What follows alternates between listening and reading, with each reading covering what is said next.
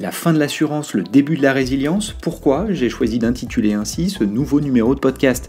Déjà, cela fait écho à un article publié fin août par le World Economic Forum, article qui s'intéresse à la notion de résilience alors que le secteur de l'assurance fait face à de nouveaux défis. Et à mesure que certains risques émergent, les acteurs historiques doivent repenser leur manière d'y répondre. Quand certaines régions constatent la retraite des acteurs en place, la technologie, de nouveaux outils financiers et une nouvelle chaîne de valeur du risque peuvent aider à construire une démarche plus soutenable économiquement et sociétalement.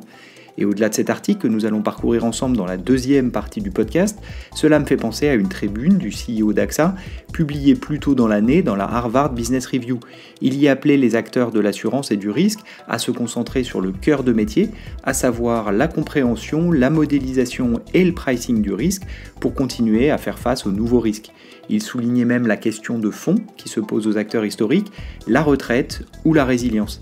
Et si vous suivez régulièrement ce podcast, vous le savez, nous avons la conviction que les risques émergents vont être la prochaine vague d'innovation dans l'assurance. Et en particulier, nous pensons que la technologie, les données, les algorithmes peuvent impacter de manière positive les fonctions clés chez les assureurs. Et au-delà de l'assurance même, il s'agit de regarder la chaîne de valeur du risque de manière plus large, notamment en considérant la prévention. Or, la prévention, c'est un défi majeur, notamment pour les acteurs de l'assurance. Tout le monde en parle, mais rares sont celles et ceux qui parviennent à réellement la mettre en place. Le défi majeur pour les assureurs, c'est l'investissement que la prévention nécessite pour des résultats hypothétiques et futurs, contrairement à la dépense qui, elle, est bien réelle et immédiate. Mais si les assureurs eux-mêmes peinent encore à développer la prévention à une échelle importante, j'entends, cela peut ouvrir des opportunités pour des acteurs adjacents qui, eux, peuvent réaliser ces investissements car c'est leur cœur de métier. Je pense au monde connecté pour mesurer le bien-être ou le sommeil, aux aides à la conduite ou au suivi de la conduite éco-responsable sur les véhicules électriques. Je pense au suivi de consommation électrique ou d'eau dans son habitation ou au bureau, aux outils de cybersécurité sur les réseaux informatiques, et on pourrait multiplier les exemples comme ça. Tous ces acteurs adjacents proposent des solutions qui pourraient avoir un impact sur les lignes de métier de l'assurance. Et c'est peut-être ça, la résilience d'ailleurs, une dynamique qui viendra de l'extérieur de l'assurance. Affaire à suivre.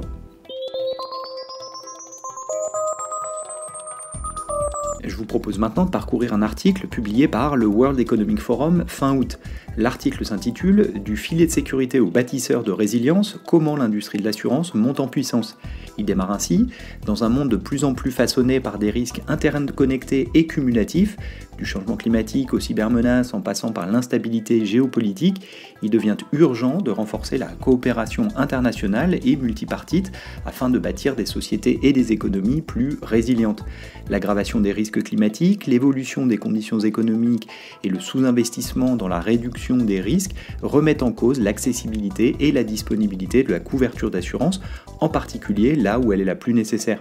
Ce contexte en mutation soulève des questions majeures. Comment maintenir l'assurabilité, combler les écarts de protection et libérer des investissements pour construire des sociétés plus adaptatives et conscientes des risques. Rien qu'en 2024, les événements climatiques extrêmes ont causé 320 milliards de dollars de dommages, dont moins de la moitié seulement étaient assurés. La crise est double, un déficit persistant de protection dans le sud global et un retrait progressif de la couverture d'assurance dans le nord face à des coûts croissants. À mesure que l'accessibilité et la disponibilité diminuent, c'est la capacité collective de la société à gérer les risques qui s'érodent. Ce n'est pas seulement un défi pour les assureurs, c'est une menace systémique pour la résilience mondiale, le développement et la croissance inclusive. Si rien n'est fait, cela pourrait déstabiliser les marchés, accentuer les inégalités et compromettre les objectifs climatiques et de développement. Alors que faut-il changer? C'est cette question qui a animé la discussion lors du 10e anniversaire de l'Insurance Development Forum, où dirigeants du secteur, décideurs politiques et institutions de développement se sont réunis, non pas pour célébrer, mais pour affronter les enjeux et tracer une nouvelle voie. 3 priorités urgentes se sont dégagées. Priorité 1, préserver l'assurabilité dans un monde qui se réchauffe. En 2024, les catastrophes climatiques ont causé 320 milliards de dollars de pertes économiques, mais seulement 140 milliards de dollars étaient assurés. Ce fossé traduit à la fois le manque de couverture abordable dans les pays à revenus faibles et intermédiaires et le retrait accéléré des assureurs des zones à haut risque dans les économies avancées. Quand l'assurance devient trop chère ou indisponible, ménages et entreprises se retrouvent sans couverture, ce qui réduit la mutualisation des risques et fait grimper les primes des assurés restants. Ce cercle vicieux freine l'accès au crédit immobilier, décourage les investissements dans les régions vulnérables, accélère les migrations liées au climat et menace la stabilité économique à long terme. À la racine du problème, un sous-investissement chronique dans la réduction des risques de catastrophe. Pourtant, l'équation économique est claire. Selon le département du commerce des États-Unis, chaque dollar investi dans la résilience pré-catastrophe génère 13 $ de bénéfices économiques à long terme. Mais aujourd'hui, 88% du financement mondial des catastrophes est encore alloué à la réponse post-crise. Des partenariats publics-privés sont indispensables pour inverser la tendance. Élaborer des politiques, des incitations et des voies d'investissement permettent de réduire les risques et d'accélérer l'adaptation climatique. Les standards Fortified de l'IBHS, par exemple, développés avec assureurs, régulateurs et secteurs immobiliers, aident à bâtir des maisons plus résilientes, déjà testées avec succès face aux inondations dans le sud-est des États-Unis et appliquées désormais à la construction après les incendies en Californie. L'IDF a rappelé que préserver l'assurabilité exige d'intégrer beaucoup plus fortement la RRC dans les politiques climatiques, les décisions financières et les investissements en infrastructures.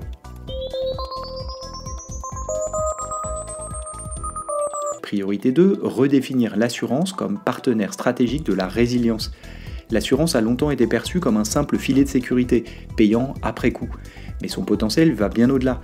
Avec un accès unique aux données climatiques, à des modèles de risque et à des capitaux long terme, les assureurs peuvent devenir des catalyseurs de transformation. Exemple, assurer des mangroves ou des récifs coralliens qui protègent les côtes, créer des produits paramétriques pour les agriculteurs frappés par la sécheresse, ou développer des couvertures inclusives pour les travailleurs informels. Dans ce cas, l'assureur n'est pas seulement payeur de sinistres, mais co-designer de résilience. À l'échelle des systèmes, l'assurance influence déjà les comportements via la tarification, l'évaluation des risques et les choix d'investissement. Cette influence doit désormais être mise au service de la résilience et des décisions climato-intelligentes. Priorité 3, mobiliser l'investissement massif dans les infrastructures résilientes. Un autre thème fort, le rôle crucial des assureurs dans le financement d'infrastructures adaptées au climat, surtout dans les économies émergentes et en développement, parmi les plus exposées mais aussi les moins équipées. L'IDF a lancé le Infrastructure Resilience Development Fund, soutenu par des acteurs majeurs de l'assurance et de la gestion d'actifs. Objectif, aligner capitaux, analyse des risques et expertise technique du secteur avec des projets d'infrastructures à fort impact, énergie propre, système hybride, transport climato-résilient. En contrepartie, à sécuriser les investissements grâce à des modèles de financement mixtes et des mécanismes de partage de risques, les assureurs deviennent de véritables catalyseurs de développement durable. Enfin, vers une assurance proactive. Face à une ère de risques cumulatifs, l'industrie de l'assurance doit évoluer de simples filets de sécurité vers acteurs proactifs de résilience. En mobilisant les capitaux, en exploitant les données et en innovant, le secteur peut aider les sociétés à anticiper, absorber et s'adapter aux chocs systémiques. Cette dynamique bénéficie déjà d'un soutien politique croissant, comme en témoignent les récentes discussions du G20 sur le fossé de protection. L'IDF a montré des avancées concrètes et un écosystème de collaboration en pleine expansion. Nouveaux modèles de financement, mécanismes de partage du risque, partenariats stratégiques. Le Forum économique mondial et l'Insurance Development Forum renforcent leur coopération pour accélérer cette transformation avec un objectif clair, faire de la résilience non pas un privilège, mais une base universelle de développement durable. Pour aller plus loin, je vous propose de réécouter un précédent épisode du podcast dans lequel je m'intéressais à l'assurabilité des voitures autonomes. Alors qu'elles gagnent du terrain en Chine et aux États-Unis, ce nouveau type de mobilité fait naître de nouveaux enjeux du point de vue assurantiel, ce qui est un exemple de plus de ces risques émergents qui placent l'industrie face à un choix entre la retraite et la résilience. À bientôt!